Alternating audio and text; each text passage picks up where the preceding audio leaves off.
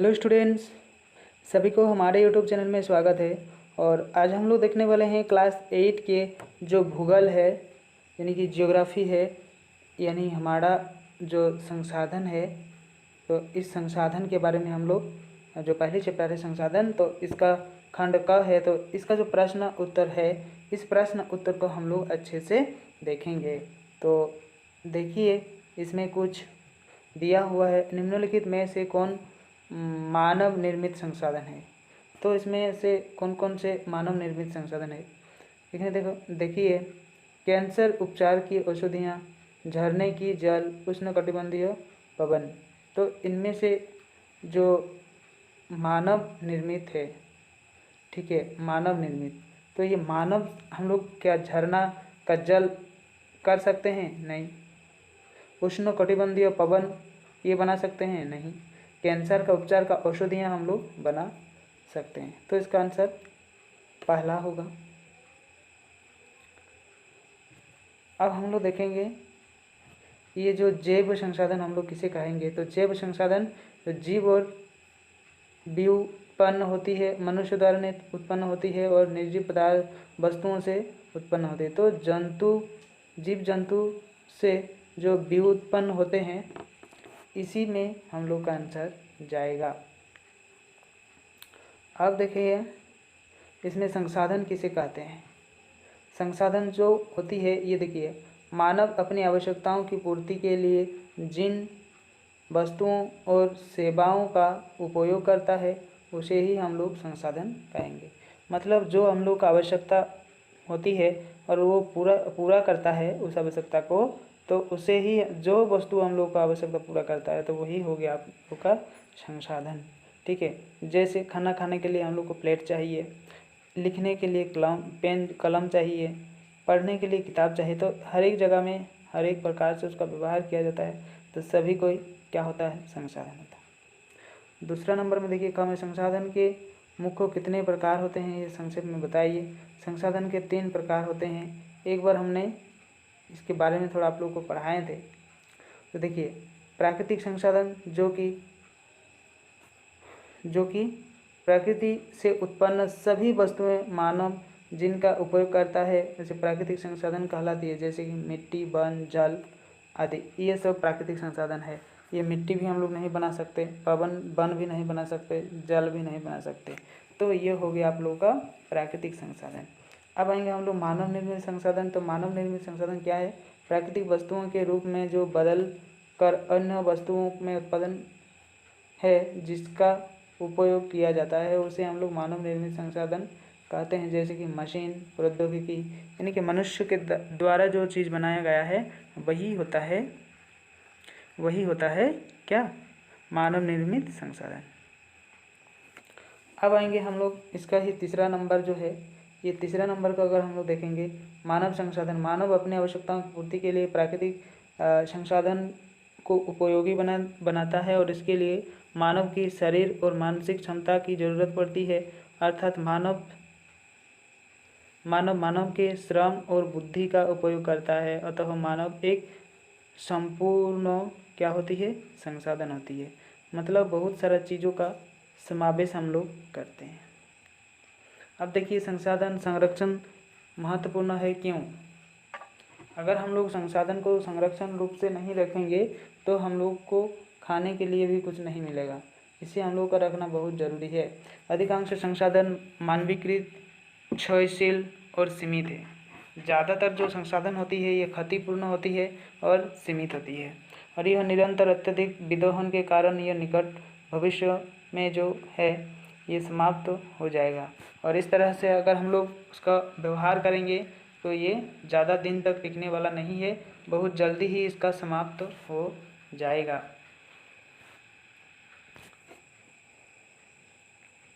बढ़ती मांग को पूरा करना, बढ़ती जो मांग है, इस मांग को क्या करना है? पूरा करना है, और ये असंभव हो जाएगा। अतः इसका संरक्षण आवश्यक है और अत्यंत महत्वपूर्ण भी है। आवश्यक है और महत्वपूर्ण भी है।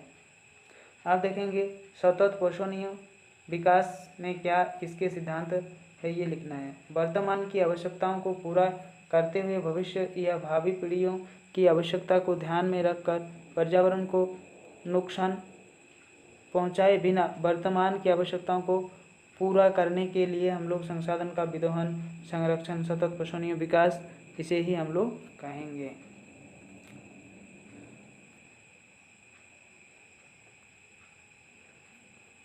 आप देखिए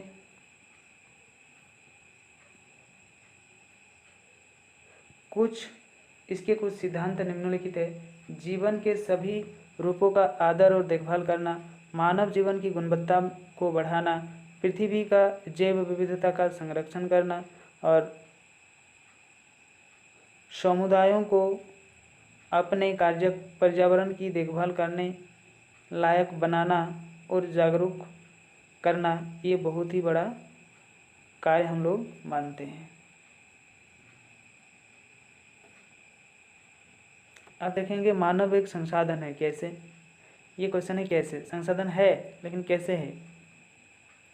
प्राकृतिक संसाधनों का विदोहन और उपयोग मानव का भौतिक श्रम तथा तकनीकी कौशल पर निर्भर करता है। इस प्रकार मानव अपनी आवश्यकताओं की पूर्ति के लिए मानव उसके शरीर तथा मानसिक बल का ही उपयोग करता है। ठीक है, शारीरिक और मानसिक बल क्या करता है? उपयोग करता है। इस प्रकार स्पष्ट है कि मानव एक संपूर्ण संसाधन है। और इस प्रकार क्या है? मानव एक संपूर्ण संसाधन, इसे हम लोग कहेंगे। अब हम लोग देखेंगे निम्नलिखित में से अंतर स्पष्ट कीजिए। संभाव्य और वास्तविक संसाधन। जो संभाव्य संसाधन है वो संभाव्य और वास्तविक संसाधन में निम्नलिखित अंतर। पहले हम लोग संभाव्य संसाधन को देखेंगे। इसमें क्या है? देखिए, इस संपूर्ण मात्रा में ज्ञात नहीं रहती है, इसका उपयोग भविष्य में किया जाएगा।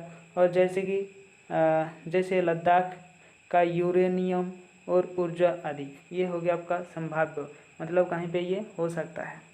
जो वास्तविक संसाधन है ये हम लोग देखेंगे, इसकी संपूर्ण यात्रा ज्ञात रहती है, जिसका उपयोग वर्तमान में किया जाता है। जैसे खनिज, वन आदि रूपों का हम लोग वास्तविक संसाधन के रूप में देखेंगे।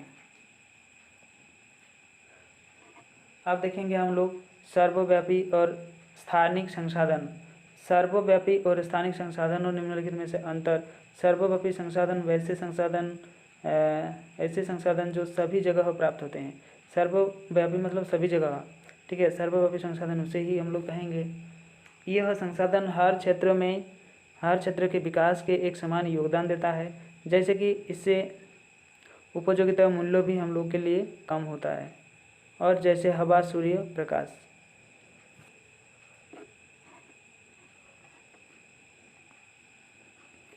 स्थानिक संसाधन वैसे संसाधन जो किसी विशेष क्षेत्र या संसाधन पर मिलते हैं और मिलने के स्थानिक संसाधन हम लोग उसे कहेंगे।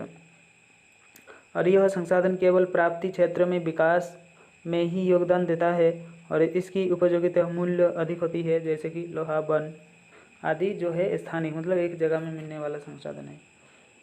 ठीक, अब देखिए इसे हम लोग देखेंगे।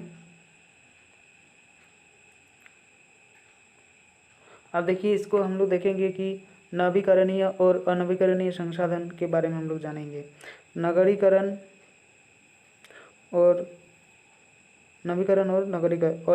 तो नवीकरण और नवीकरण में संसाधन में अंतर हम लोग देखेंगे। तो नवीकरण संसाधन के युग जो है इसे हम लोग देखेंगे, तो फिर हम लोग को ये मिलेगा कि वैसे संसाधन जो एक निश्चित और अल्प समय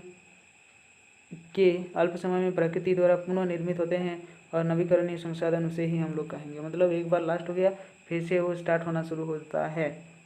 अब देखिए ये पुनः चक्रण विधि से बनते रहते हैं और अतः नष्ट या समाप्त नहीं होता है। मतलब पुनः चक्रण जो बार बार इधर से इधर, इधर से इधर, इधर से इधर, इस तरह से इसका जो सर्कल है ये घूमता रहता है, इस तरह से। ठीक है, पेड़ पौधे, जीव जंतु, जल, सौर ऊर्जा आदि नवीकरणीय संसाधन के रूप में हम लोग इसे देखेंगे। अब देखेंगे अनवीकरणीय संसाधन क्या है। वैसे संसाधन जो एक निश्चित और अल्प समय में प्रकृति द्वारा पुनः निर्मित नहीं होती है, यानी कि जो अल्प समय में कोई भी चीज़ नहीं बनता है, जैसे कोयला हो गया, पेट्रोल हो गया, ये चीज़ नहीं बनता है, तो ये हो गया आप लोग का अनवीकरणीय संसाधन।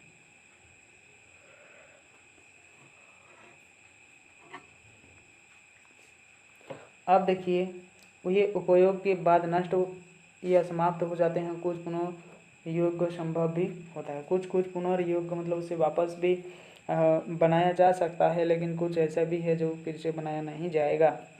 जैव और अजैव संसाधन। जैव और अजैव संसाधन निम्नलिखित रूप से है, जैसे कि जैव घटक से प्राप्त करने वाली वस्तुओं जैसे कि संसाधन हम लोग उसे कहेंगे।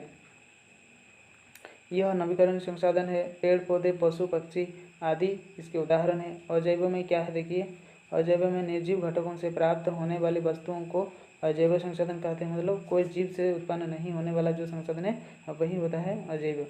यह अनवीकरणीय संसाधन है, मतलब यह अनवीकरणीय यानी कि बार बार इस नहीं होगा, ठीक है, बहुत दिन लगेगा। खनिज पदार्थों, सूर्य प्रकाश, मृदा आदि इसके उदाहरण हम लोग देख सकते हैं। किसका? अजैव संसाधन का उदाहरण। तो आज के लिए बस हम लोग इतना ही देखेंगे, मतलब 1 नंबर चैप्टर जो है भूगोल का, तो इसका पहला जो है 1 नंबर चैप्टर है,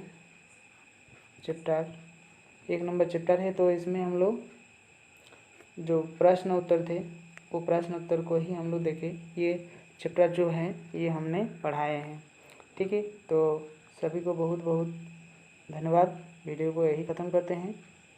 सभी को बहुत बहुत धन्यवाद। Thank you.